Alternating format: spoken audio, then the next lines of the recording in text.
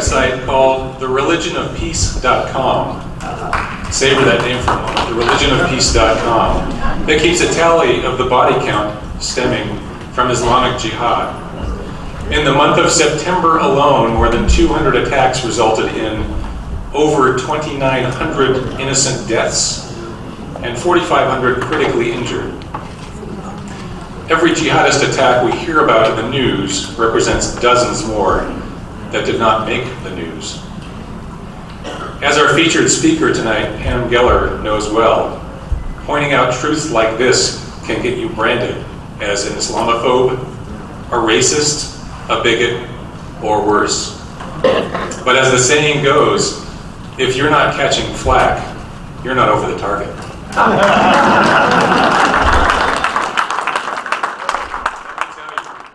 Geller is catching a lot of flack.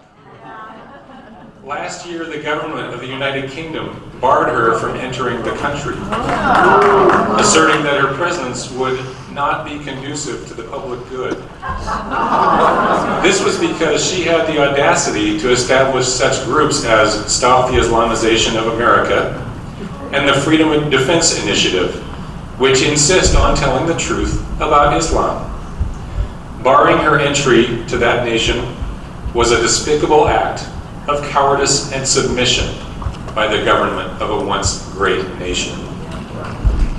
This wasn't the first time Pamela Geller has fallen victim to the heckler's veto.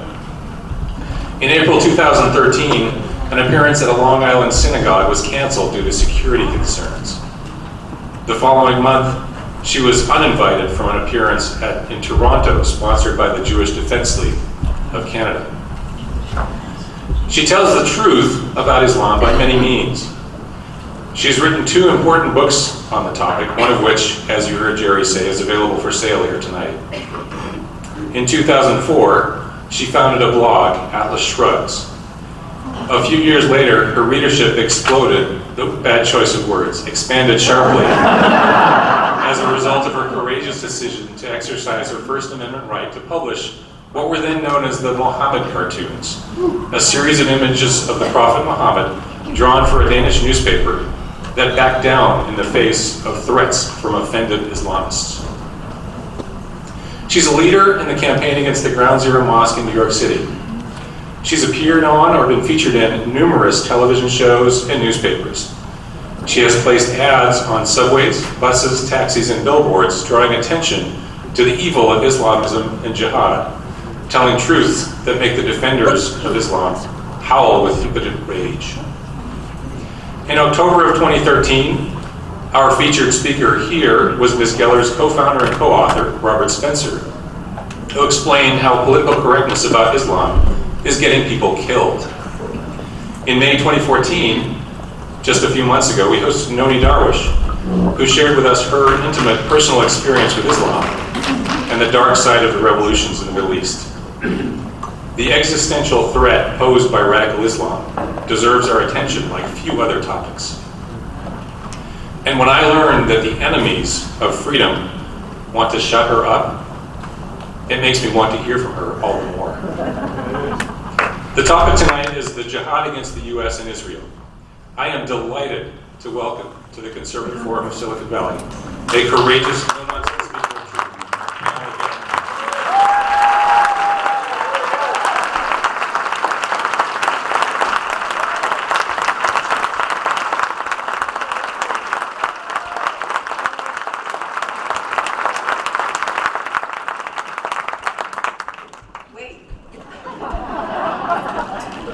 First of all, let me just tell you that coming from New York, just for today, just for this, to come to a room of happy warriors, it warms the cockles of my heart. I can't tell you how critical you are in this war. And make no mistake, we are at war. Make no mistake. I want to press this upon you because it's a different war. Everybody expects things to be exactly the same and to happen exactly the same way. This is going to be a long, bloody, and brutal struggle. And Operation Fetal Position is no way to win a war.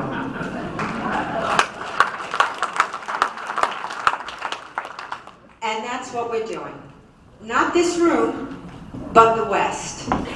There is a lack of civilizational self-esteem that we are signing our own death warrant. The idea that we are operating under such crippling rules of engagement, not just in the battlefield, but in the information battle space. This is where the war is. Make no mistake about it. All the bullets and the bombs and the bloodshed comes as a result of what happens in this war. And we are up against an enormous machine, a leftist Islamic media, or as I call them, the enemedia. They are. They are the problem. I wrote a book on Obama. I wrote that book in 2007, 2008. And if anybody is scratching their head as to why he does what he does, read the book. Because I predicted it, not because I'm Cassandra, but because of who he is, where he came from, and how he thinks, and the prism in which he sees the world. But how does a man like that get to be the most powerful man in the world? There's a lot of evil people, a lot of incompetent people, a lot of people with a bad agenda who would like to be in the most powerful place. How did he get here? That's our problem. Obama's going to be gone. We're still going to have the problem. We must change the dialogue in the information battle space. The reason why we are at such a loss is the right is MIA. Evil is made possible by a vacuum. Evil wins by default, by moral default. And the right is absolutely absent. Now, I don't lament this because I live in a country, the very first country of its kind in the history of man. The very first country founded on this magnificent principle of individual rights. Everything noble and brilliant and magnificent that we achieved as a people was a logical fidelity to that principle, the principle of the individual. This is the battle we're fighting, by the way. It's always the battle. Now, 5,000 years ago, 5,000 years from now, God willing, we're still here, the individual versus the state. This is the battle. 100 years ago, it was Stalinism, or totalitarianism, or communism, or socialism, the National Workers' Socialist Party, the Nazi, against the individual. And of course now it's Islam, because there is no unique soul in Islam. Islam is state. Mosque is state. This is what we're fighting. We're not fighting Muslims. We're fighting an ideology. We're fighting a supremacist ideology that subjugates and oppresses the non-believer. That's what we're fighting. I want you to be clear. And it's a tough fight because the media is aligned with the jihad force. They self-enforce the Sharia. They do. In every jihad reportage. First of all, they generally don't report on it. And when they do, they scrub. They scrub-a-dub-dub the news. Look, last week's beheading of Colleen Hufford in the workplace was in and of itself a 9/11. I cannot impress upon you what happened that day. First of all, a couple things.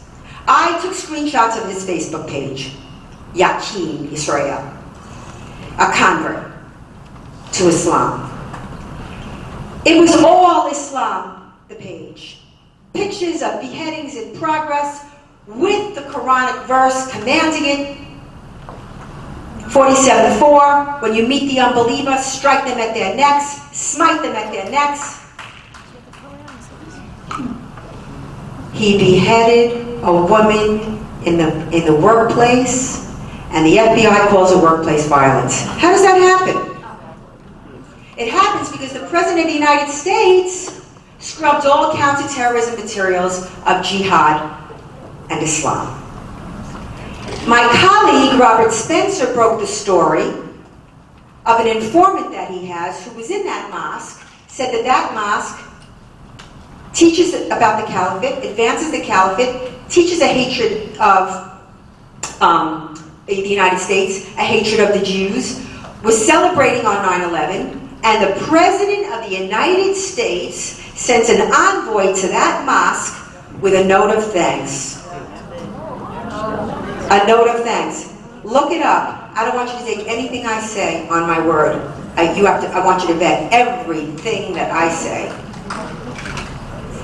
Every time there's a jihadi attack, the knee-jerk reaction from the Muslim community is backlash. Backlash that never happens. It's putting the victim, us, on the defense again. It's never about, well, what programs are the mosques instituting to counter jihad recruitment? I want to know, 14 years after 9/11, what programs have been instituted in the mosques to stop jihad recruitment, to expunge the Quran of the verses that call for the slaughter, the annihilation, the oppression and subjugation of the non-believer? Nothing. And I'm the bad guy. And I'm the bad guy. Islamophobia, page 75 of my book, was developed in an Islamic think tank, according to Abdul Rahman, as a thought-crushing device in which to silence all criticism of Islam. The fact is, Muslims should be standing with me against jihad. I don't. They always say, oh, your ads are against Muslim. No Muslim in my ad. They're painting all Muslims with a broad brush, not me. My ad says defeat jihad. So the media is implying that all Muslims support jihad. Is that not true? I know that there are Muslims that don't want to kill me. Hello? I just don't think I have to pat on the back every Muslim that doesn't want to kill me. That's my bar. I expect that. There is a problem in Islam. And the problem is we can't talk about the problem. Look at Europe. Look at Europe. That's where we're going to be in 10 years. Literally, they're going to be setting up city-states in and of themselves. There are already no-go zones. You must know about those, where even the police can't go, where they enforce the Sharia. Increasing in number. Tens of thousands of Muslims from Europe, Australia, Canada, the United States, Western countries are flocking to the Middle East to wage jihad. Why? What is the common thread? Well, Secretary of State Kerry says, it's poverty. Poverty is what attracts them to it. Meanwhile, so many of them are affluent, come from affluent homes, go to private school, born and raised in the UK, born and raised in the United States. What's the common thread? Well, they're disaffected. It's disaffection. Poverty, disaffection, illiteracy, lie. The common thread is piety. The common thread is devout. The fact is, and again, this is another misnomer, radical Islam. The fact is, the Islamic State, Hamas, Al-Qaeda, Boko Haram, Mujahideen, Uzbek Mujahideen, the Chechnya, it's all jihad. It's all of a piece. Now, I'm one person. I'm one person, and I am fighting for freedom. That's what I do. I fight for freedom.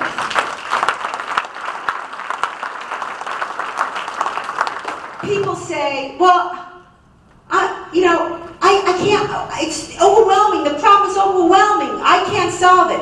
I don't know why people think they have to cure the whole world. It's like you go to a doctor, the doctor says, oh, everybody's so sick, I can't cure the whole world, I'm so sick, I can't do anything, everybody's too sick.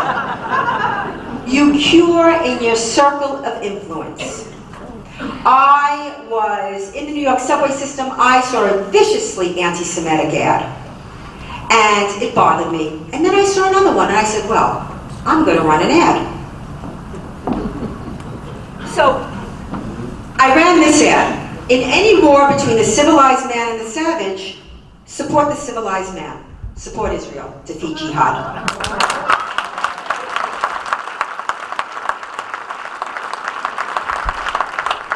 That ad was rejected. They said it was disparaging to all Muslims. You see Muslim in here? You see Islam in here?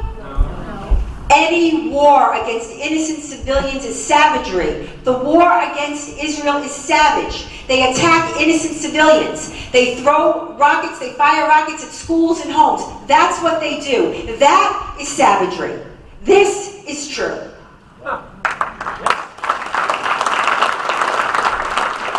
My ad was rejected. And so I sued New York City MTA.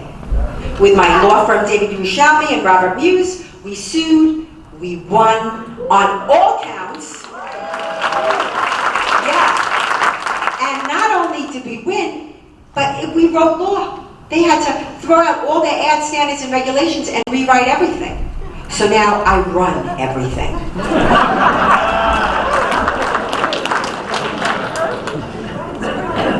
This week in New York City, 6 ads of mine are up.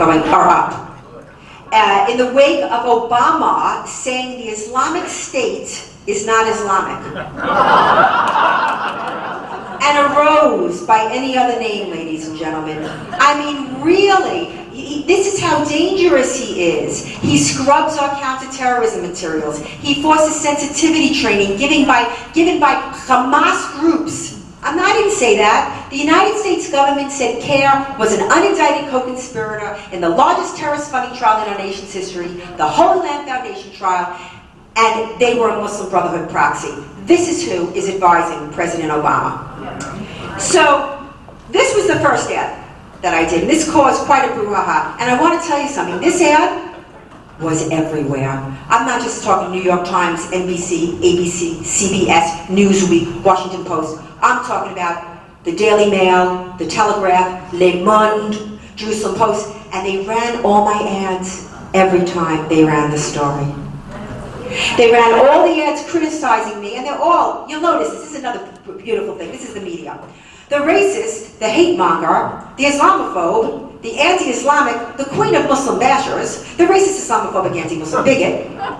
Every news report labels me, smears me, but they run my ads. And if you ask me, is there a tipping point? Pamela, have you seen a difference from 2012 when you started running to now? I can tell you, the comments.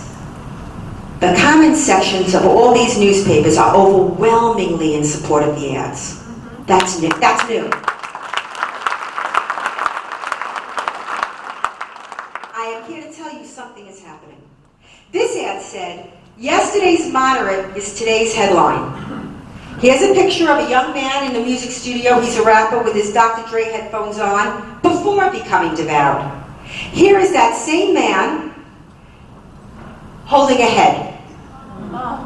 He was James Foley's execution. I had James Foley's picture here, but I switched it out. Out of respect for the family, they asked me to take it out, and I did. Because I have no desire to cause that family any more grief, whether that photo belongs to the national collective or not. And you know how long it took me to find this guy with another head? 30 seconds. After becoming devout. It's not Islamophobia, it's Islamorealism. That's what's running on buses. And this is going to be on 100 San Francisco buses next week.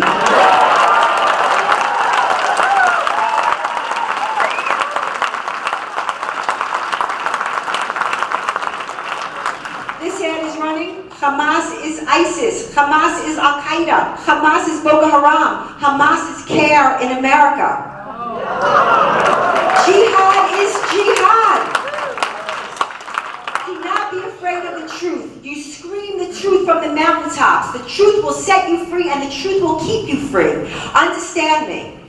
I know this is an ugly battle. I see every single peep. I came into this field, it was very crowded right after 9/11. And today I can tell you I feel like Scarlett O'Hara when she comes out of the room, when Miss Melly gives birth. And all of Charleston is the bodies laying on the ground. That's what I feel like. Everybody runs away from this. Why are there no elected officials here tonight? I mean, you are like, I mean, seriously, I mean, you're like catnip, okay, to an elected official. Look at this, a room full of voters and influencers and whatnot and activists. This scares them to death because any politician that touches this subject is speared, destroyed, defamed, and libeled. Ruined. We have to change the national dialogue. And that's why I do these ads. Not to be provocative. People say, oh, you do it to be provocative. I respond. That's what I do. When CAIR ran a campaign to rebrand jihad, I kid you not. Rebrand jihad. This was their ad. My jihad is to stay fit despite my busy schedule.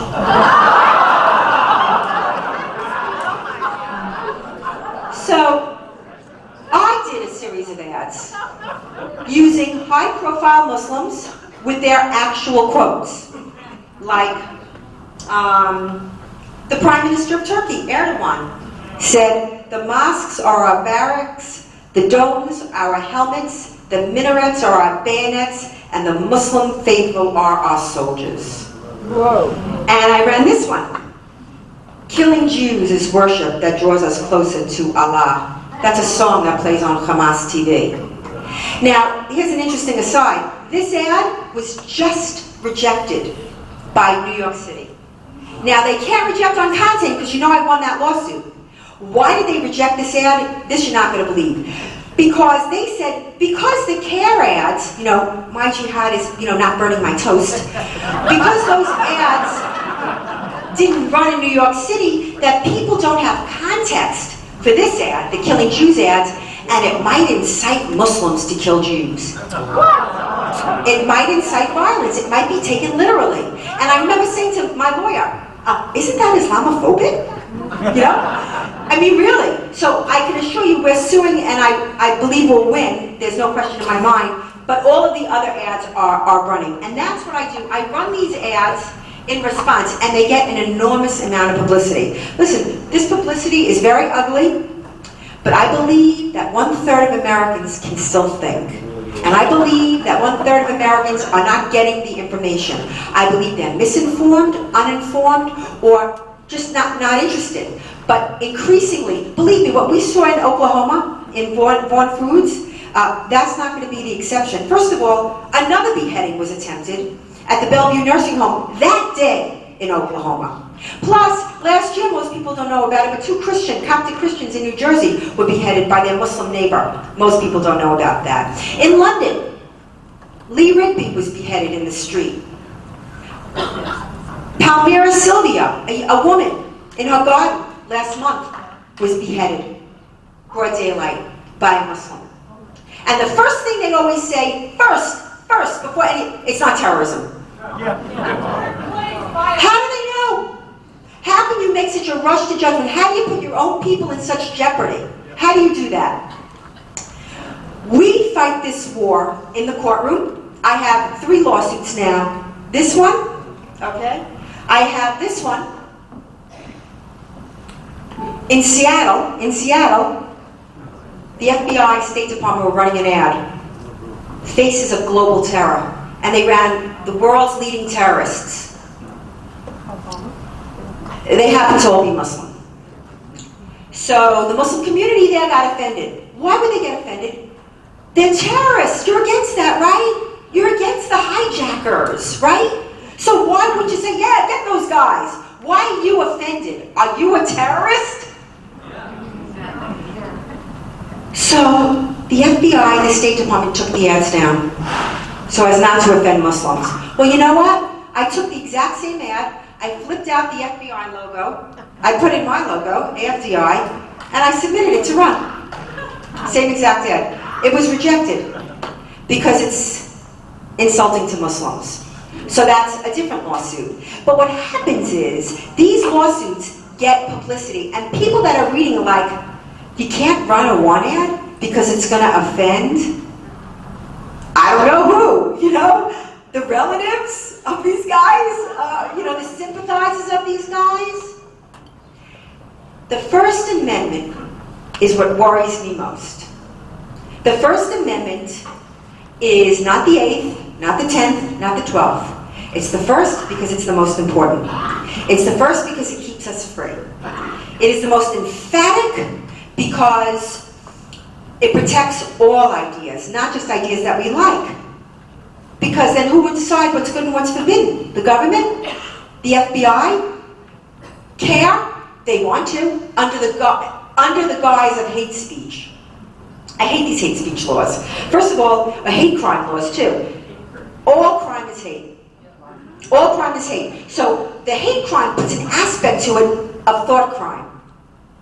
You were thinking this, you were saying this. All crime is hate. It should be prosecuted to the full extent of the law. Once you passed, and it was under Bush, legislation criminalizing hate crime, now you've opened the door to hate speech. And just last year we heard the Department of Justice under Eric Holder said that they were going to criminalize postings on social media that were critical of Islam or offended Muslims. When I heard that, we held a rally, and this is another thing, another weapon we use. We called a rally for that meeting where it was being announced in Manchester, Tennessee. I said to everybody that was in my shouting range on Facebook, which is critical tool, we hate them, but we need them. I can't tell you how many times I was banned for running news stories. It doesn't matter. I can tell you that one of my stories gets circulated 1 million times. If not for Facebook, we wouldn't. We're shuttered by the media. You can't find my links in news. Ha! But the Huffington Post, the puff hose, as I like to call them, they're first ones up there. That's not accidental. The Google algorithms are not accidental. So you are Facebook, and you are Twitter, and you have your own spheres of influence, and you have, whether it's Twitter or your email or you play tennis or you go to work, you have to talk to people. First, learn everything. Then start teaching. Because no one is going to save you. You are going to save you. That's what a republic of individuals based on individual rights does. We don't need a strong leader. Weak people need a strong leader. We have ourselves. But we've got to get into the fight. There's a war going on. And we see it. We see it with the mosquing of the workplace, imposing Muslim prayer times on non-Muslim workers. We see they're suing Heinz. They're suing Heinz to impose Muslim prayer times. Now, they always target companies that are very generous to their Muslim workers. Heinz has prayer rooms, they have prayer rugs, now they're suing to stop the line. Let me tell you something, they don't stop the line in Muslim countries, ever. They make up the prayer. They make it up before work, they make it up after work, but here they want to stop the line. Why? It's a way of imposing Islam on the secular marketplace. They sued Target, they sued Walmart, because the cashiers didn't want to handle meat that's not halal. Well, then work in a halal butcher. Don't work in a place where there's halal meat. Not, you know. They sued and they won, and these are very costly lawsuits. Woman suing Disney because she wants to wear the hijab. So Disney says, okay, but we have a dress code here since 1957. So you work in the back. Oh no, I want to be on the main floor. So Disney designs a costume incorporating her religious Islamic garb. And she says, I'm not wearing that costume. I wasn't sure which costume she was referring to. But she's suing. It's a way of imposing Islam. They want a prayer room in a New Jersey school, and the New Jersey newspaper shows the child looking up at the camera like, all I want is a prayer room. And so the sucker, Westerner, says, give the kid a... Yeah, you set precedent. In Dearborn, in Michigan, they have schools using the lunchrooms as prayer rooms. I mean, you're setting dangerous precedent. They do not have prayer rooms for Christians. They do not have prayer rooms for Jews. They do not have prayer rooms for Hindus. They do not have a chapter dedicated to the Lord and Savior, Jesus Christ, the way they have and I say Lord and Savior, even though I'm Jewish, because they say they have a chapter dedicated to the Prophet Muhammad. Hey, he's not my prophet, and I'm guaranteeing you, he's not the prophet of 90% of the kids in the class. Don't call it the Prophet Muhammad unless you have a chapter on the Lord and Savior, Jesus Christ. That's how I would advise you to tackle this problem. I'm sure you have children, I'm sure you have grandchildren. I want you to look at their textbooks. I want you to see what they're learning. I want you to see what they're being taught. They're being taught the 5 pillars of Islam under the guise of Islamic history. They're not being taught Islamic history. They're not being taught about the jihadi wars, land appropriations, cultural annihilations, and enslavements. They're not being taught about the 90 million Hindus that have been slaughtered by the Muslims. They're not talking about the 1400-year jihad against the Jews. They're not even being taught that at every anti-Israel rally, from Paris to London, New York to San Francisco to Jerusalem, the chant is always the same. Kaiba, Kaiba, Ya Yahud, Seish Muhammad, Sayyahud. Go to YouTube. Search Kaiba, Kaiba. What does that mean? Kaiba, they're saying Kaiba, remember Jews. Remember Kaiba. You know, the Jews really, they were the Jews of Arabia. They occupied Arabia before Muhammad wiped out. He exterminated an entire tribe of Jews, beheaded every man and boy who was of age, beheaded them all after they had surrendered. He wiped out the Karaizid tribe. That's what they're saying. They're saying, Jews, remember. Remember Kaibar. Remember we wiped you out. The armies of Muhammad are coming. Kaibar, Kaibar, Ya Yahud, Seish Muhammad, Sayyahud. That is why I ran the ad of Hitler and the leader of the Muslim world at the time, the Mufti al-Husseini. A picture of them, not photoshopped, a picture of them together to show this has nothing to do with land. This Palestinian, is a marketing term that was developed after 67. Before that, it was called Greater Syria. And before that, before the Jews established a state in 48, Palestine was the Jewish state, where Palestinian Muslims and Palestinian Jews lived, and Palestinian Muslims were conducting pogroms against the Jews. Look it up. Look it up. This jihad against the Jews goes back 1,400 years.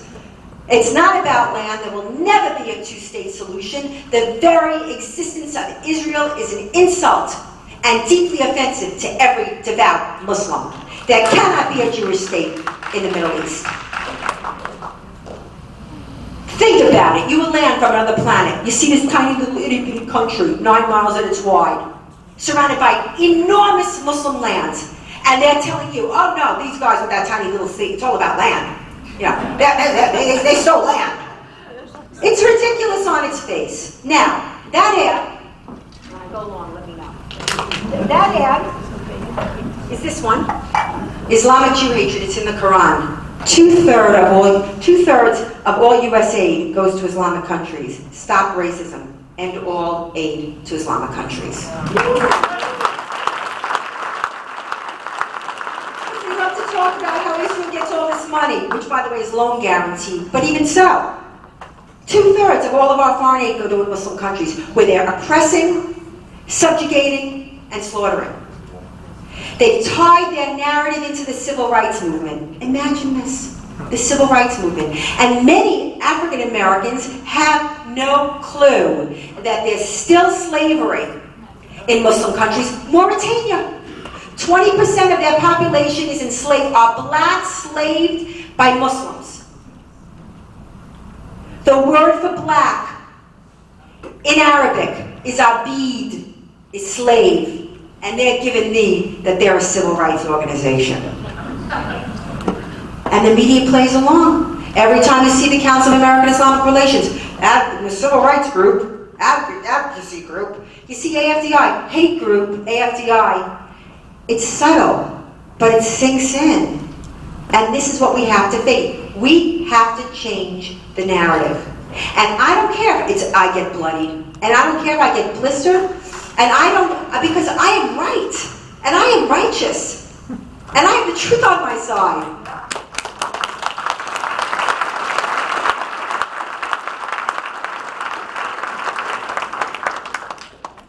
I'm not going to do them all, but I want you to understand why I do what I do.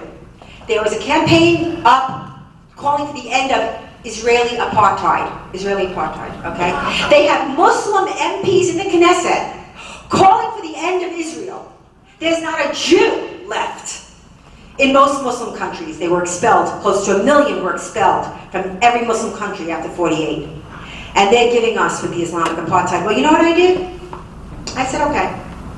Israeli apartheid, I did an Islamic apartheid campaign. This is Islamic apartheid. Real pictures. Oh, and by the way, when I submit these ads to the MTA, I have to provide proof of everything I say. Multiple pieces of proof. And when I said to the MTA in DC, another lawsuit I won, by the way, when I said, what proof does the American Muslims for Palestine offer of Israeli apartheid?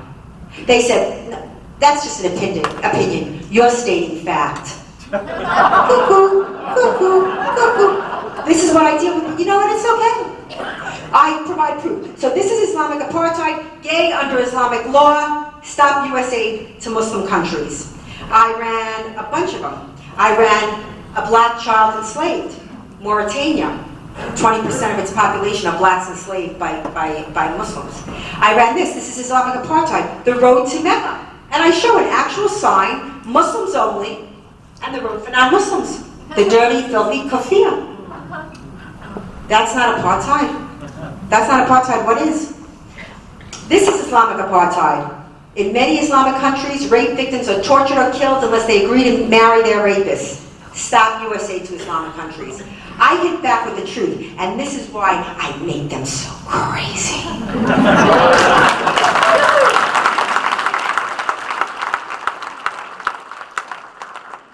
So I'm going to close because I want to be able to take questions. But I want you to know that Islamophobia is a club. It's a club to silence you. That's what it is. There's nothing wrong with being afraid of having your neck hacked with a 6-inch knife. There's nothing wrong with wanting to go to work and not worry about a plane going into your building. There's nothing wrong with wanting to be free and being able to say anything you want to say.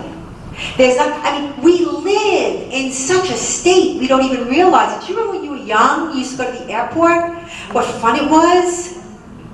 We live in a police state. I can't even tell you how disgusting it is to fly. And if it's, God forbid, I'm wearing a bra with a thing in it, call JTTF. You know? I'm serious. You can't go into a building in New York City without being carded and recorded. And we've become inured to it. But why? Who are we at war with? Have you been to Washington, D.C. lately? It's in lockdown. Who's the enemy? I'm the enemy. That's where we are. We have to change the dialogue. We have to educate our children. I see grandparents in this audience. I see you bring them next time. They don't want to come? No Christmas. Listen, this is their fight. I grew up free. I lived my life. I had my children. I know what I'm fighting for. This is their fight. They've got to get into the fight, and it's overwhelming because in that case, it's not just the media and the culture, and they're getting their news from Jon Stewart. I mean, he's just a sharp, useless tool. But the schools are inculcating them in this toxic ooze of leftist marinade. It's terrible. But you, family, this is the core of an individual. This is where you make the difference. And you support candidates. You support candidates who will speak about this. We don't want to, we're not targeting all Muslims. We want Muslims to address the ideology that calls for the conquest, the imperialistic takeover of the world. And believe me, if you think it's crazy, the Islamic State now controls whole swaths of Iraq and Syria, larger than the nation of the UK. And Boko Haram, who beheaded 7 prominent businessmen yesterday, controls area larger than Ireland. I mean, the Islamic State planted a flag at NATO's door. What's next? The White House? This is a real threat. This is a real threat. And we have to, there are no bystanders. If you're a bystander, you're part of the problem. You will be called names. You will be derided. You'll be called a racist. you can calmly tell them that Islam is not a race. This is the level of deception that we're on. We cannot speak candidly, and we must. I use the law, I use ads, and I use protests. And believe me, those protests at Ground Zero is what stopped that mosque. And we stopped that mosque.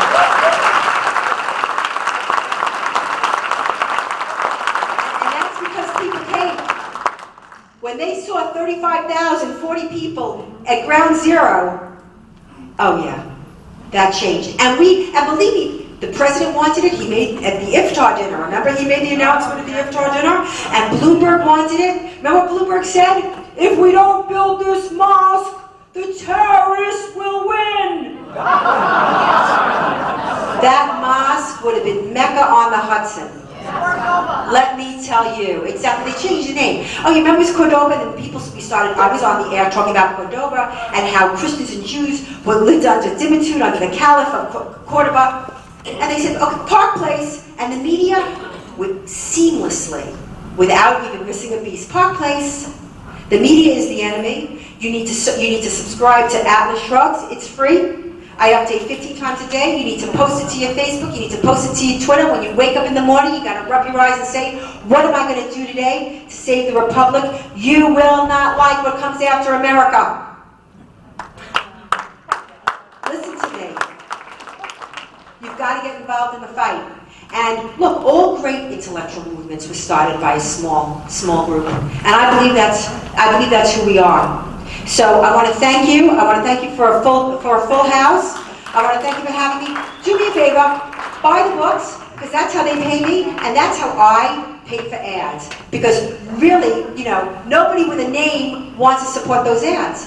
It scares people. Because, the bigger they are, the harder they fall. You are the answer. You are going to save this country. You are going to save freedom. Thank you very much, ladies and gentlemen. Thank you. So, my first question, you say we're fighting an ideology, Islamism. But 70 years ago, we could have said we were fighting Nazism. To win that war, we had to defeat Nazis, not just Nazism. Any comments on what it is we have to do to win this war? Well, I believe that we need a comprehensive strategy, and we don't have one. And the questioner is right. You can't just, you can't just go in, even like Bush. Bush, on the one hand, was going in, and you could argue about Iraq, but believe me, this problem was not going away. I would have gone into Iran. It doesn't matter. It wasn't going away. So you can't just go in like gunship battle diplomacy, so to speak. You need a comprehensive strategy. You can't sanction Muslim Brotherhood groups at home. You can't do that. With Obama, he's sided with the jihad force every time. From the minute he got into office, he invited the Muslim Brotherhood to his speech in CAIR. Remember? June 2009. He invited them, outlawed. They were outlawed. They were outlawed. Mubarak could not even go to President Obama's speech or his cabinet because the Muslim Brotherhood was there. He supported them. He punished the Egyptian people when they threw off the yoke of Islamic tyranny, when 33 million took to the street, and removed the Muslim Brotherhood. He stood with the jihadists in Libya. He even turned over the security of our Benghazi consulate to an Al-Qaeda-linked group. How do you think they knew where Stevens was? How do you think they knew where the fuel tanks were to blow them up? He is aligned with the jihad force in Libya, in Syria. Let me tell you something. You can say what you want, but these moderate Al-Qaeda, that's like a chaste prostitute. No, he said he's arming moderate Al-Qaeda in Syria, al-Nusra, and there are some bad cats. No, any compromise between good and evil profits. And so many of the victories that the Islamic State won in Syria was with American weaponry. We have an incoherent policy. We need a comprehensive policy saying, look, we don't care if you worship a stone. Just don't stone us with it. That's where the line is. Jihad is the line. I don't care if they worship Allah, but once they go into the violent verses, then we have a problem. And I would like to know what is being done to expunge the Quran of the text and teachings that call for the slaughter, subjugation, and oppression of non-Muslims? I'd like to know. Nothing. This is the problem. To this man's point, this is the problem. You can't go in. Who are you bombing? It's the same thing. Look, I don't know if I have any juice, but I wanted to just quote a couple of statistics, and I didn't want to do it off the top of my head. But, okay.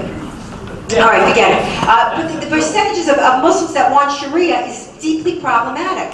It's like 94% in Afghanistan, 75% worldwide, 25% of American Muslims support suicide bombings. There's a problem, and we're not allowed to talk about it. Next question. The Democratic Party is no friend of Israel. Why are so many Jews liberals and/or supporters of the Democratic Party? First of all, the Democratic Party is the party of treason.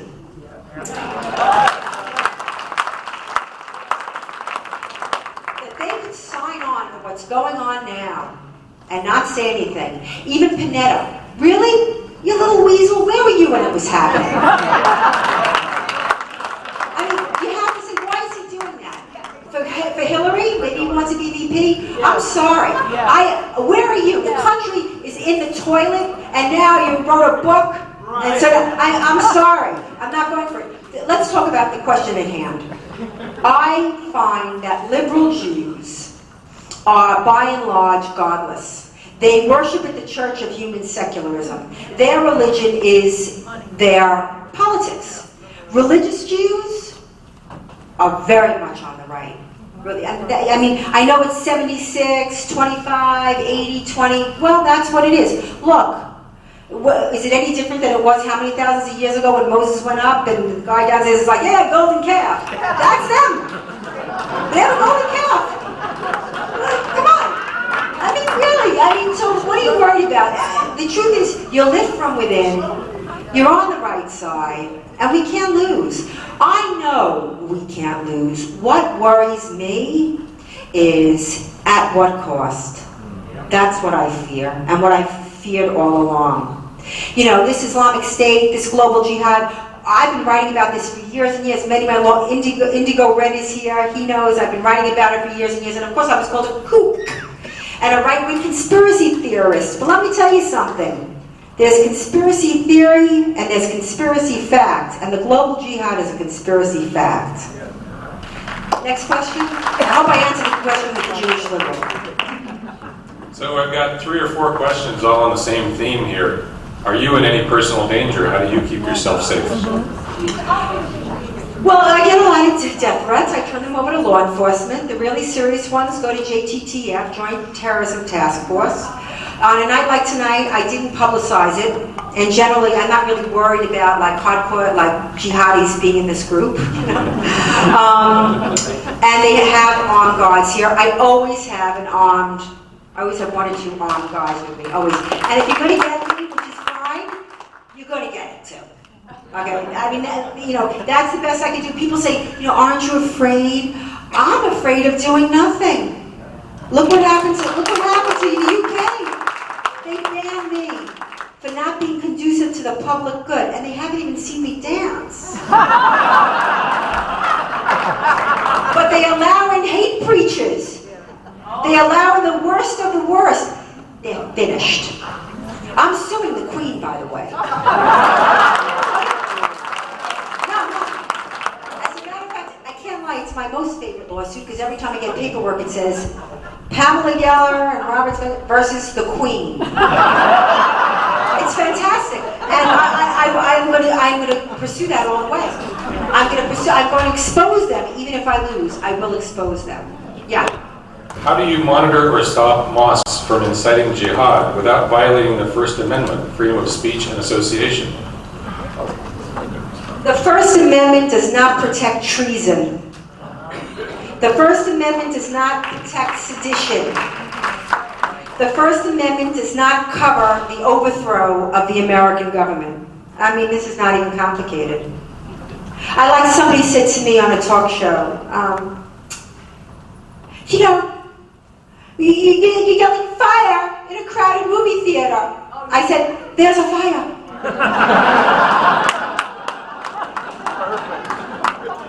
I'm telling you. It's like, the goldfish in a barrel. But it's ridiculous. Mosques that are advancing, preaching jihad should be shut down. They're doing it in Europe. It's almost too late. But they should be shut down. That's all there is to it. You go, you pray to Allah. Look, people don't even know that when Muslims pray 5 times a day, when they get down and they pray 5 times a day, they're cursing Christians and Jews in that prayer. Every 17 times, a total of 17 times a day. Now, I don't believe that most Muslims in America know that. I don't think they speak Arabic, and I don't think they know that. I do think if they knew, some would go that way, because it means giving up Allah, it means giving up the basic tenets. It's a big, big deal. It's a problem, and I understand that it's a problem, but by doing nothing about it, look where we are. We're being subsumed by this. And think about the money we spend on all this nonsensical defense, patting down grandma, patting down 6-year-olds, burkas walking through. It's ridiculous. And I'm telling you, they will eventually crush us in this. We've got to adopt rational, logical defense systems. It's not complicated. Yeah. Sorry, my battery's getting a little low here. I've studied Islam for years, says the questioner, but trying to explain to the uninitiated just makes their eyes glaze over. How can I make it simple enough to spark interest? It's a very good question. I don't know. I think beheadings spark a lot of interest. And then you have to pull that quote, 47:4. When you meet the unbeliever, strike them at their neck. That's what they cite. That's what they're citing. The fact that 67% of the Quran is dedicated to the non-believer. And then when people say to you, I know everything, when people say to you, the Bible is violent too, there's a lot of violence in the Bible. Well, a couple things. First of all, the violence in the Old Testament and the New Testament is descriptive. It's describing events, describing many times one-time events. The violence in the Quran is prescriptive. It's an overarching command for all time. That's a big difference. And if I might point out that small but important fact, that Christians are not running around slaughtering people, screaming, Jesus Christ Akbar! And Jews are not running around screaming Hashem Akbar, killing people. Why can't we talk about this? 23,000 deadly Islamic attacks since 9/11, each one with the imprimatur of a Muslim cleric.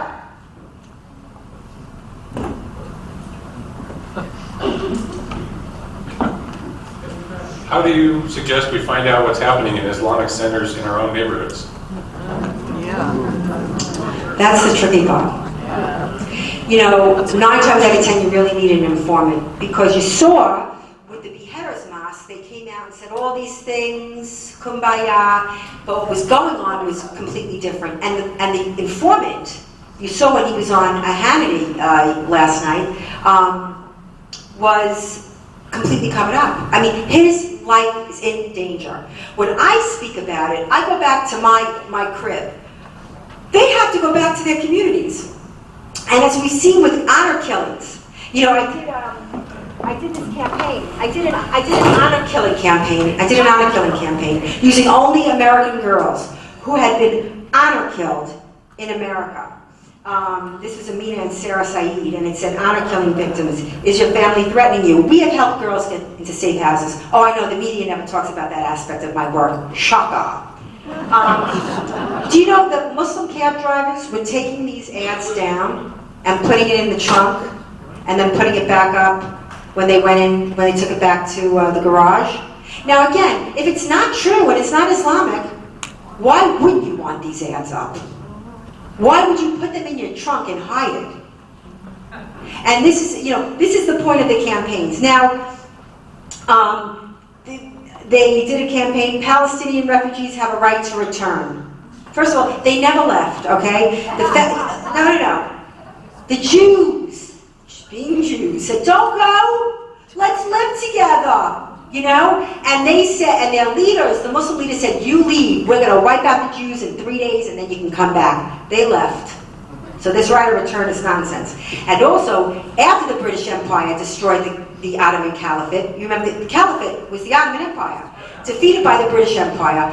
You notice how the Brits carved up the Middle East. Give me a ruler. Here's Syria. Here's Iraq. We'll give them that little bit. The only one people are crying about is this tiny little piece of Jewish land. You notice? No one's crying about Iraq's borders, right? Syria, Jordan. There are 2 states, Israel and Jordan. Those are the 2 states.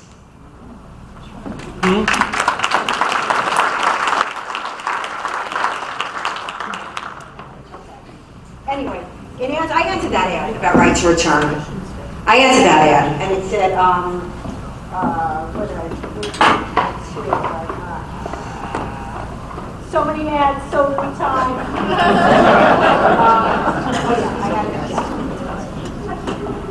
I ran this one. The Palestinian Authority kills any Muslim who sells land to a Jew. When they take me on, I got to tell you. And to this one, Palestinian refugees have the right to return. I ran. The Palestinian Authority is calling for a Jew-free state, equal rights for Jews. So of course it warmed the cockles of my heart when I heard Bibi Netanyahu use Jew-free state the other day in saying that Obama's calling for a Jew-free state. He's talking. I wish that he, not only talked, but also acted. So we'll work on him with that one. But at least, he's really a clear voice. And and him saying Hamas is ISIS, it's very, it's good that people are, that someone is saying it outside of, someone on the world stage. Anyway, so I answer everything, and this is why I do what I do. These lies cannot stand unchallenged. This is the key. And you go to work, and there's plenty of times you hear things and you don't say anything. I know it. I see it in your faces. You're guilty. Open your mouth. The left says such crazy stuff. And you're on here, you're thinking, boy, that person's crazy. But they're saying it. They're talking. Their tongue is flapping. Like my grandmother would say in Yiddish, your tongue has no bones. Speak up. You're right. And you have an argument. And you can make it. And that's why the 2 books I have is the Obama book, which explains who, what, why. It's all fact, all sourced. Major book. Took years. The Stop Islamization book explains in much more detail than I could do here, the workplace, the public square, speech and so on. And then it's a primer of how to fight it in your town, what one person can do. Look, if history has taught us anything, it's that the individual can change the course of human events. Of this there is no doubt. Yeah? All right, I've got a couple of questions that are connected. I'm just going to ask them both here. Since the jihadists rule Islam, how can we accept the so-called moderate Muslims? They are irrelevant. And the connected question is, how can Muslims be either extreme or moderate when they all follow one Quran? Well, it's degrees, meaning there's a lot of Muslims that are secular. You see them. They drink, they this, they that, they don't go to mosque. They're not your problem. That's right. To this man's point, this is the fundamental, this is the elemental problem. The moderates have no theological leg to stand on. This is the problem. Because under Islam, unlike the Old Testament, the New Testament, which was written by men, the Quran is the word of Allah, seared into the imagination of Muhammad, into the memory, not imagination, a little Freudian slip there. Seared into the memory of Muhammad. So one of the laws under the Sharia is, because it is the word of Allah, it's immutable, it's unchangeable. You cannot reinterpret it. You cannot reform it. If you attempt to reinterpret the Quran, it is the crime of hypocrisy. Hypocrisy, like apostasy, apostasy, leaving Islam, you're killed. Hypocrisy is punishable by death. So the moderates do have a problem. What is needed? That's a good question. A reformation is needed. Just the way Christianity and Judaism, Vatican II. Islam needs a Vatican II. It's never had a Reformation. And we're not doing anything to bring that about.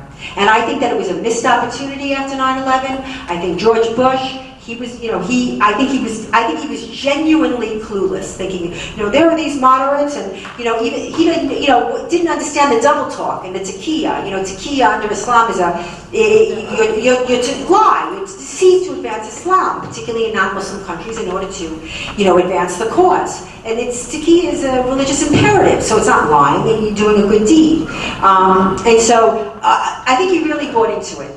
I think Obama is different. I think Obama knows exactly what he's doing. I think Obama is aligned with the jihad force. There's no question in my mind. It's why he didn't respond during Benghazi. It's why he is literally, painted Israel into this terrible corner, and is espousing the Hamas rhetoric, and even advanced the Hamas ceasefire when they were raining their rockets down on Israel. So I think it was a missed opportunity after 9/11 because America, everybody was listening. And that would have been the time to if it were me and I was president, I would have gathered the world's leading scholars on Islam. I would have had Ibn Warq there. I would have had Bernard Lewis, who I have no use for, because anyone that glosses over the period of dimitude under the Ottomans, I think is, it's enormously irresponsible for a scholar so revered to gloss over that period, which was horrible. If one is interested, an excellent book on the Jews in Islam is by Sir Martin Gilbert. It's called In Ishmael's House, A History of the Jews in Muslim Lands. And you will be blown away. The season of the jizya was beyond brutal and bloody and torturous and humiliating and horrible. And they had to turn over like 95% of their earnings. That was the jizya, the poll tax. You have three choices in Islam. Convert, and you're seeing this with Islamic State. Convert or die or live as a dhimma. In a period, dimitude. Dimitude is a subclass status, denied basic human rights, and subject to a poll tax. And when you hear Muslims talk about this, it's kind of funny. They go, oh no, it was for protection. It was a protection tax. Protection from who? And it's so you're paying to live. You're paying to live as a non-Muslim. But it's an exorbitant tax. And the season of the jizya for Christians and Jews was just unimaginable, unspeakable. And so people need to learn about what's happening, and I think that it was a terrible missed opportunity. I really do. And I don't know what we're going to see in 16. I don't even know if we can get a legit election in 16. I know Romney's thinking of coming back. Romney is a 20th century candidate. We need a fighter, man. I mean, we need someone who's, and I'm not talking about evil. No, you don't have to be evil, but you got to know how to fight. I mean, it was funny, I was on a Hannity show, when he does those audience, and in the audience he said, who here, it was September 2012, who here believes that Romney's going to win? And everyone's hammering up except mine and Steve Bannon of Breitbart. He's the CEO of Breitbart. And I just didn't see it, because this guy's playing, he's playing badminton, and this guy's throwing knives. I mean, and I had a little hope after the first debate, but after that, I mean, happy to give it away. The foreign policy, oh my God, I would have been spitting bullets. We need a fighter. And I'm going to tell you, our prospects are, not great. And we have to win by a large margin, because the voting process is so corrupt, and there's so much fraud that every time someone goes, oh, it's a tight race, I know what that means, we lost. They'll open up Al Franken's trunk, and they'll take out 10,000 ballots. Which is what they did. Norm Coleman won. He won. And then he took it away from him. So it's very frightening. That's why we all have to get involved. If you have time, go to your, run for your school board. Be a poll watcher. You have to do something. Freedom is not free. And it's increasingly in jeopardy, increasingly in jeopardy. It's really a very frightening time we're living in. Yeah. Long answer, sorry about that. Speaking of jeopardy, next question. With ISIS on the march and the left and the Obama administration in the U.S. supporting the so-called Arab Spring, is there anything that's going to stop the caliphate? First of all, there was no Arab Spring. I just want to make that perfectly clear. And it's interesting, and I'd love to run this, because in January of 2011, I was saying this is not an Arab Spring, this is the Muslim Brotherhood. And the left was making such fun of me, so I love running those front pages every once in a while. The blogger who still loves Mubarak, you know, that kind of stuff. The only real freedom revolution was under Bush. I'm not such a Bushy, I gotta tell you. I have my problems with him in a big way. But the fact is, the Rose Revolution, the Cedar Revolution, these were real revolutions. And when he said to Iran, if you rise up, we'll be there. They did rise up. 6 months after he left office. That was the first and last of the freedom movements. In Iran, June 2009, they were in the street. You know how you can tell? It's a freedom movement. It's not hard. You have to be a rocket scientist. It was led by women. And they weren't screaming Allahu Akbar. Women with hijab, women with eyeliner, women with high heels. And they mowed them down in the street. And he did nothing. Remember, they were asking about it. He's in the ice cream store with his 2 daughters eating ice cream. He's so fantastic. Neda Sultan, you remember that beautiful girl? Remember she's standing there 1 minute and then she's got blood pouring out of every orifice in the next minute? She was the icon of the Iranian Revolution. That was the last revolution. And you saw the signs, Obama, you're either with us or you're against us. We are sorry for 1979. They had those signs up. That was a game changer. In English. That was a game changer. In English, yes. That was a game changer because you would have cut off the head of the snake. Iran is Hezbollah. Iran is funding Hamas. Iran gave all those rockets to Hamas. Iran is funding Taliban. Iran is the head of the snake and has been at war with us since 1979. That was a historical opportunity. And he did nothing, but boy, he couldn't move fast enough to oust Mubarak, our ally for 30 years, first Muslim country to make a peace with the Jews. He's a bad guy.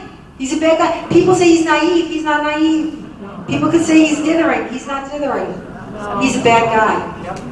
I'm telling you, he's a bad guy. Look, he just doesn't have the American DNA. I know. No. America is not a race, and America is not a creed, and America is not a color. America is a shared value system. That's what America is. When people talk about American exceptionalism, and everybody gets their nose out of joint. Remember they asked him if he believed in American exceptionalism, Obama? Well, I believe in it like I believe in British exceptionalism and Greek exceptionalism too. No! There is American exceptionalism. What is it? I'll tell you what it is. It's individual exceptionalism. It's the exaltation of the individual, man's moral value, to embody a man in whole spirit, created equal, and unleash him into the universe, hurl him into the world. That was what made us great. Now, I don't know anymore. I don't know where we are now. It's impossible to do business. The government makes it impossible. Individual rights is completely being subsumed by collectivism and statism in this country. So I don't know. But he didn't grow up here. He grew up in Jakarta. He went to school in Indonesia from the ages of 6 to 12. He studied Quran. He was a #1 in his class for recitation. And even when his mother left him with the grandma and he went to Hawaii, remember, Hawaii at that time was only a state for a couple of years. They were very hostile towards the mainland. He didn't get that thing that you get in living in a free country, with your country. You know? That's why. All right, this questioner says, we've seen pictures of thousands of Muslim men blocking traffic on Madison Avenue in New York City. How is this allowed? Okay. First of all, I get those pictures at least least twice a day for the past 2 years. I just want to say something officially. This is being recorded. Those are my pictures. I took them. Okay? And what that is the Muslim Day Parade. Every year in September, always around 9/11, they have their Muslim Day Parade. And they start off with a prayer on Madison Avenue, and that's what that is. And it's interesting you should bring that up. This year, this parade was so outrageous, they had constructed a gallows. Yeah, do me a favor when you go home. Google Muslim Day Parade, Pamela Geller, and I want you to see those pictures. They constructed gallows and they had a mannequin in a burqa, in the Islamic God, she was hanging. They had, I don't know what he was, in a chariot. I don't know, was he Pharaoh? I don't know. And he's whipping with a fake whip people. They had fake AK-47s. They were, you have to see the pictures on Madison Avenue, these big giant goons with giant guns. Yeah. How is that allowed on Madison Avenue? That's the real question. That answers your question. It's not every Friday. And as I recall, they also had girls in cages. Oh, thank you. Well, look, he's a reader. They had young girls in white burqas with no face veil in cages. Girls in cages. What the symbol was of that is, in New York City, it's frightening to me. The media didn't cover it. Media didn't cover it. Let me tell you something. This past summer, when Hamas was doing its thing against Israel, I held a rally in Union Square, and I had the leader of the Yazidis, Haydar Elias. He spoke. I had the leader of the Coptic Christians. He spoke. I had the leader of the Hindus. He spoke. I had leaders from every persecuted minority. The media was there. They didn't run one word. And I got to tell you, that Yazidi speaker shattered everybody. The media is the enemy. The media is aligned with the jihad force. You can ask why? Because they love control. It's a struggle. The struggle is the individual, which the left is completely against, versus the state. They're with the state. Right now, the left and the Islamic Alliance is the enemy of my enemy. They both hate America. So they've joined. What's going to happen after that? They both think they're going to kill each other. Yeah. That's what they think. All right. This next one is a poser. If you can answer, you're a lot smarter than I am. How can we make the GOP more outspoken about the threat of jihad? The GOP has been bought and paid for. This is what most people don't understand. There is enormous money. Enormous. I remember even with CAIR reporting on $50 million that they got in 2007, and then they stopped reporting. Remember, they lost their status, but Holder gave it right back to them. But there's enormous money, and Grover Norquist, who is the most powerful influence peddler, the most powerful conservative fixer behind the scenes, is a Muslim Brotherhood operative. I have run copies of the checks made out to him by Alamoudi. Alamoudi, who was everyone's favorite moderate, until it was discovered that he was the largest financier of Al-Qaeda in this country, and he's serving now 23 years. He's married to a Muslim woman. Palestinian woman, that's right. He is, but that marriage is a beard. She's a beard, and he does what? I don't want to talk about it. But the fact is, they're very smart, they're very shrewd, okay? They go into small cities, small towns, small villages, Wyoming, Montana. They see a guy, an up-and-coming guy like Mr. Ty, who came out here before, who's running. They don't know Grover Norquist from Adam. He puts on his mask. What's Grover's mask? Tax reform. Everybody loves tax reform. He's the fiscal conservative. And he schmeichels them, gives them money. It doesn't take a lot to buy a small-town politician, and they own him. And I'm going to tell you that a lot of our people are owned. A lot of our people are owned. You need money. You need money to run. You need money to win. You need money to get reelected. And they're spreading it like mad. Spreading it like mad. And nobody cares.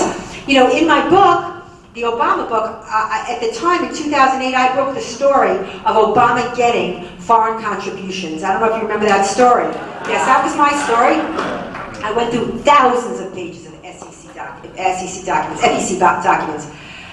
Contributions from Gaza. You know? Yes, and that's illegal. No foreign money can come into election coffers. What happened? Nothing. I sent a whole package. I documented the whole package. I sent it to the FEC. I also sent it, at the time, to David Keene, who is the president of the American Conservative Union. Who's on Keene's board? Grover Norquist. Suhail Khan. Why do you think they never asked me to speak, or Robert Spencer to speak, or Wafa Sultan, or to speak at CPAC? I always hold an event there, because I don't care. I always hold an event there. It's always full. I have to turn people away. Always. And there's a barely attended many times. Because to me, it's 12,000 conservatives, good people, who don't know that the ACU is being run by Islamic supremacists. Yeah. So that's what I do. That's how I get around it. This is what you have to do. It's war. We can't complain. Oh, the playing field's not fair. Oh, this is war. War's not fair. It's not pretty and it's not fair. You just deal. What are the cards? What do we got? Let's go. Let's kill some people. I mean that metaphorically. Geller called for the killing of people at a meeting in Silicon Valley. You know what I'm saying is true. Yeah. Metaphorically. We still have a big stack of questions, but let me boil it down to just a couple left. And I apologize to those of you whose questions I didn't get to. The first one is a little bit more of a comment than a question, but I want to get your response. This is from somebody who says, I lived in Libya in the 70s. They didn't necessarily like how Gaddafi treated them, but they loved his politics and his terrorism, and they still do. And let me add to that comment. When Palestinians are given the right to vote, they elect terrorists to lead them. Any comments on that? Yeah. First of all, Gaddafi was no prince. Let's be straight. I'm certainly not going to be a cheerleader for Gaddafi, but there's worse. And there is no way, as President of the United States, I mean, here I was writing about the Islamic State 2.5 years ago. I'm open source. You have CIA, NSA, you're listening to everybody. Maybe you're listening to the wrong people. I mean, how do you not know? Gaddafi, where was the statecraft? Statecraft is when you're planning and you're looking at the global chessboard. So if we do this, what does this mean in 20 years? What does this mean in 30 years? My God, he's thinking, what does this mean on Tuesday morning? No statecraft. In overthrowing Gaddafi, who was, as I said, a bad guy, there's worse. Look, Libya has now degenerated to a complete state of jihad chaos. The jihadists control the oil. We lost Mali, became a terror state. He contained the jihad threat. Look at what's happening across Africa. Even Kenya, once the light of democracy, is being consumed by the jihadists. That disgusting, brutal, bloody attack on the Westgate Mall, an upscale mall that a lot of Westerners go to, that was a multinational militia of Muslims. They were all from different countries, and it was led, one of the leaders was the British widow, the convert. Again, what's the common thread? What's the common thread? And you saw during that gruesome slaughter in that mall, they were separating the Muslims from the non-Muslims. We see this every time. We saw it with Mumbai. If you're a Muslim, you let go. They tested everybody. Now, what bothered me when I heard that story is if they're testing, what was Muhammad's mother's name? If you didn't know it, they gouged your eyes out. Why one Muslim couldn't yell out Amina? One righteous Muslim couldn't yell out the answer? That bothered me. I gotta tell you. That really bothered me. So I would have kept Gaddafi there. I would have kept Gaddafi there. And maybe I would have, looked and supported someone with a little bit more pro-freedom. Same thing with Mubarak. Let me tell you something. If you talk to Egyptians, and I was in touch with a lot of Egyptian bloggers at the time, there were liberal reforms being made. Those liberal reforms stopped. In 2006, when the Democrats took over the Congress, and Pelosi went to Syria to meet with Assad, what she whispered in his ear, I'll never know. But that's when the pressure was off. Bush was applying pressure. We have pressure. We're giving them 300, or how many billion a year? You can apply pressure. So you look for someone who will make these reforms, but to completely abandon. What was he doing there? What was Obama doing there? We don't get our oil from there. The French do. Let them fight it. And the way he died, could you imagine if Saddam Hussein died that way? Saddam Hussein was put on trial by his people, judge, jury, verdict, he was hung.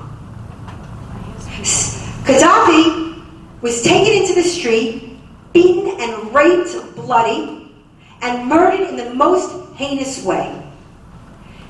What if that happened under Bush? What if Bush said, corpseman 40 times. 57 states. Austrian language.